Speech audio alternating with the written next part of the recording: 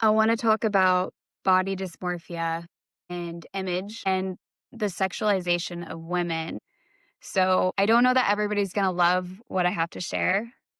And, as all things, I want to hear feedback. Over time, I've really thought a lot about like women and have a heart for that. And that stems from, you know, way back in childhood. There were a lot of things that happened to me and to the women in my life that I created this passion, but also, sometimes the dark side of being hyper vigilant to looking at that, right? Like there's both and like there's a gift to that, but then there's a hyper vigilance as well. And as I've like leaned into the gift of that versus making it the dark side of hyper vigilance and caring about women and really observing things for a while, I've learned that women, there's been a systemic um sculpting, for lack of a better word, that has happened for a really long time. And I think the fact that we overly focus on our appearance and weight and looking sexy, and that's like a role that women end up being in a lot of things, like in different outfits that they are, like sports, where, like when women are involved, they're kind of sexualized, things like that. That's been a pattern of women not having power in other ways. And the theory, and I also believe that this exists today. I can't take credit for objectification theory by any means. This has been around for a really long time. But I think this idea that women were made to be objects or property or sexual objects, and that's our worth, has been something that was cultivated to, I think, do a couple of things. So, and maybe even more things than I'm thinking of, but this is what has been clear to me. Number one, when we're obsessed with our appearance and looking a certain way and being a certain thing, we will buy more products and things and spend more money to become that thing because we alone, as we are naturally, are not enough. Consumer wise, it's works in favor. Like we can use those fear circuits to have women buy more products and things. I mean, of course, you could do that for men too. And I just, looking at the trends, it hasn't been that way. So whether it was intentional or not, it's interesting to see things like, let me talk about shaving, for instance. The shaving industry making it to where we have to shave our armpits and so many other areas to buy more shaving products could have been something that also applied to men. In fact, arguably, men are hairier, right? So that kind of makes sense that they would actually shave more, use more products, be, part of that. But this was directly targeted to women and became a women's thing, not both women and men, which at the end of the day would have actually benefited those shaving companies or organizations looking to sell more products, right? So it's been interesting to see those patterns of how things have applied, specifically in appearance to women only and not men. And the other one is if women are focused more on their appearance and they spend more time and money and energy. So even for myself, even though some of these activities I enjoy doing, so I'm going to keep doing them, but I'm really trying to get rid of the ones that I don't to honor this value and this part of myself.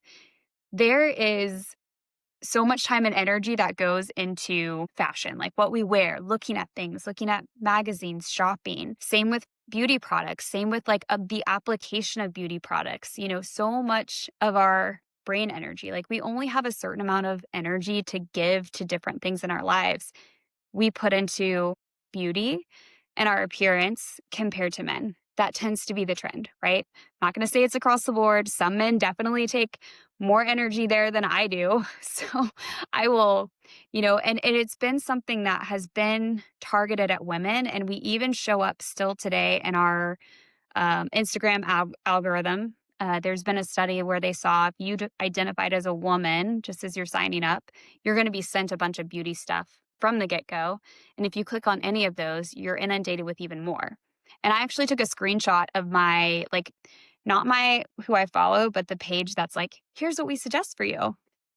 And 70 something percent were image based and were like the before and afters and like this person aging or this person losing weight or this whatever. Like, and I don't follow those accounts. Like that is something I actively work not to do. In fact, I will follow more body positive accounts. And then I just honestly follow accounts that have nothing to do with the body positivity movement whatsoever. Cause I'm just like, I like animals a lot. So I follow a lot of animal stuff and then just other topics because to me, part of my healing has just been like, I don't even want to think about it. I don't even want to think about body positivity. Right. And I'm not hating on that because that was a part of my journey and it still can help every now and then when I am struggling to be like, can I look at real humans just being up or being themselves and showing up confidently in a body that isn't, whatever we're determining mainstream is beautiful for this year, right? Because that changes just like fashion does. Anyway, I digress. Obviously, I could talk a lot about the subject, but it's been something that I've really worked on healing for myself and for the clients that I've worked with. Because largely, as I've worked with clients with eating disorders, it has, at least the people that come and get healing, have largely been women. And there's so many factors to why eating disorder becomes the flavor of the thing, but I will say image and women feeling like they have to be a certain way for men, for other women, for whatever worthiness thing is real. And body dysmorphia is real. And it's something that I think our minds can cling to really easily when we're sold this idea day in and day out, because it's really hard sometimes to fight those narratives in our own mind if our culture is trying to reinforce it. Because again, if we do feel crappy about ourselves, if we don't feel like we're enough, there's a whole beauty industry waiting to cure what is wrong with us, right? And that's the whole issue, is this idea that we're sold that this thing is wrong about us and then that we have to fix it. And we also perpetuate it. Like I've been a part of that. I've been a part of my own internal dialogue of perpetuating this idea in myself and probably for other people too, in the ways that I've spoken about it, in the ways that I've treated people, in the ways I've seen people. And so it's just been a part of my healing journey to share with other people about body dysmorphia and why this is kind of a women's issue, not only a women's issue, but why it kind of is. And that women needing to be beautiful and needing to be sexy has been part of a larger a larger thing at play. And I do believe it is about disempowering women. And it's funny because a lot of women are like, this is our power. And I'm like, that is not, I mean, that is, I think, what you're focusing on to see as power. That isn't real power. And I don't know that at the end of the day, even power is the goal. At least to me, it isn't. To me, the goal is how do we treat each other equally and not be, I guess maybe when I say power, I think we all should have our own internal power in a way that's healthy and honor power in other people, but that it's not about power over. Maybe that's a better way of saying it. Like, I don't think that we should be all excited, like, ooh, we have this thing on men. We have beauty. It's like, okay, like that's not the point either, because men are also beautiful. And I think there's so much that they lose about not seeing their beauty and their aesthetic in like a way that's healthy. So this isn't me demonizing beauty or health or people wanting to look good or having fashion or style, but it's when it's weaponized, right? Because I think the problem that I've seen is our sexuality, our beauty has been weaponized against us, right? And it's largely not been empowering.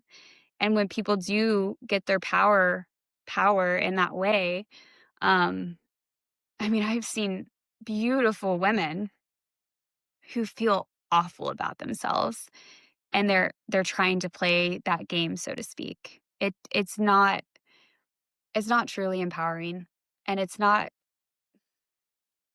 there's so many layers to that, why, like, at the end of the day, it takes away somebody's ability to really be present in the world and to pursue their passions and be in their bodies and be honoring to, like, themselves and just their own thoughts. Because and even looking back on it, like, I am sad. I mean, to this day, I'm still sad about the ways that my brain energy and thoughts are at times wasted, or thoughts around my own beauty, image, or body dysmorphia, because unfortunately I still struggle with that.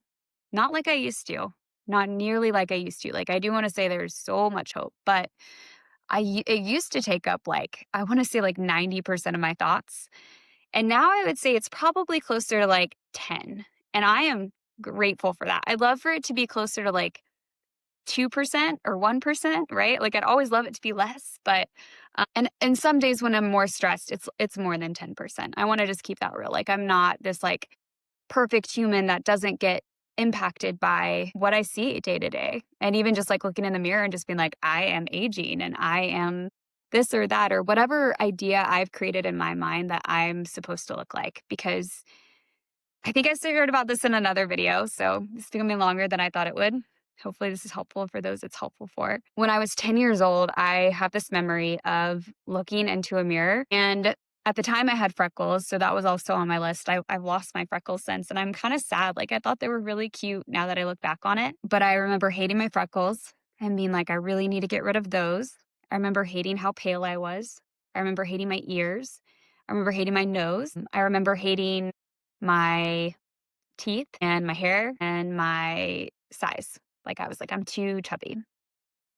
And my chubby cheeks, right? Like, I have always had pretty chubby. It's funny, I really like, my cheeks are great now that I've aged, but as a kid, it was really hard because I had real, like, thicker cheeks than a lot of other people. And yeah, I just decided, you know what? I'm ugly and this is terrible. And as I've gotten older, there are moments I'm able to, like, calibrate and realize, like, I'm actually even pretty according to beauty standards. And there's been some ways that I've been intentional in my life to force that, right? Like, I actually think if I didn't have that body dysmorphia, I might not look the way that I look today naturally, because I've had different things that I've done, and ways that I have, like, lived my life to try to fit into that mold because of my body dysmorphia. And I share that with you to just say, like, that's the part of my process I'm still healing, is that 10-year-old that looks in the mirror and says, "Hey, you've gotta fix all these things, because if you don't, you have less security in getting the love that you want," which that was a big part of, like, my sadness, was just not feeling love and belonging in my life. And so I didn't think I would get love and belonging, that I wouldn't feel good about myself, and that I would just kind of be a failure as a human/woman. And so as I've healed these different parts, starting with my eating disorder healing and finding an amazing therapist that had really been like, you are worth something, like, you matter, and being like, what? I do? And it's not just about all these different things, including, like, the religious trauma that I had, the body dysmorphia, just whatever in my mind I was trying to grasp to try to create worth and feel good about myself. Anyway, if I didn't have somebody to point that out and I could start to believe, right? Like, because I think at first, even, I was like, that's really cool on paper, but the reality of life is, right? And to have those people in my life that have lived that and have walked that walk and that have looked me in the eyeball to say, like, you are worthy no matter what you look like.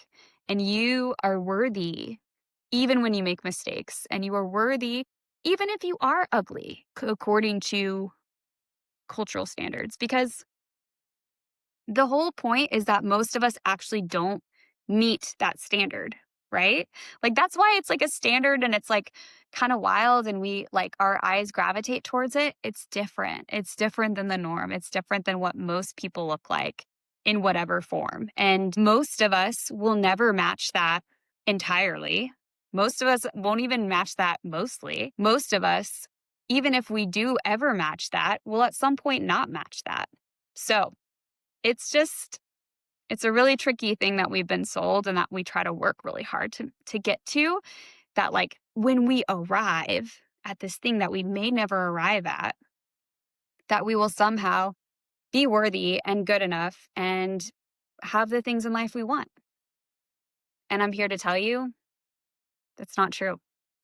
And even in the closest I have felt to being to the ideal, and the closer I got, it was funny. Like, it wasn't like the more I felt worth or the more that I felt love in my life. It didn't correlate. Even though in my head I was like, this is how it works. It's just like, put this in, you get this out. It's not how it works. And I just wanna heal that for people because I think I still see that so much in our culture, and, like, I think the reason we get so stuck on it is, like, most of us actually never get it or get there, and or we don't maintain it, and, yeah, I don't think that that's I don't know. That's just been my observation. It's like it kind of like is this weird like thing that never happens that we just spend a lot of our time and energy on and we're told like this is what to focus on. This is what makes you worthwhile and this is what's power and cool and worth you putting all this energy into. And I'm just hoping and seeing a cool shift that I think a lot of women and men, because I think if you are as a man struggling with this too, like this is real for some men too. I just think I've seen this more as a woman's issue because of the history of sculpting and how women have been seen in culture that we're shifting out of this and that's really, really badass. Like I want to give so much kudos to us as women shifting that narrative and men shifting that narrative too, because men have been a part of this in a beautiful way when you can be as well. I think the men that see it and that are able to really work on the ways that they struggle with either objectifying women in this way and or just acknowledge it in themselves and just show people that they deserve love no matter what. No matter what you've done in that role, that's beautiful and also helping because that's what we need. We need more people who love themselves no matter what they look like.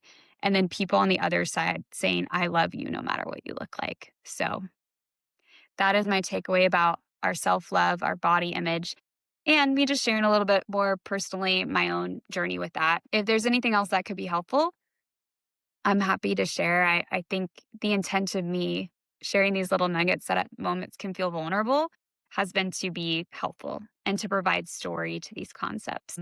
Anyway, I just want to send you so much love and support right now. If you're struggling with body dysmorphia or if you have someone in your life that you're trying to support through this, to know that it's really tricky and it can be really encoded deeply. These reminders, the rewiring of us knowing that we are worthy despite image or our sexuality or how sexy we are, it takes a lot of reminders and daily practice. It is a practice and that we're worth it, that our time and our energy is worth it, and that shifting this narrative is worth it.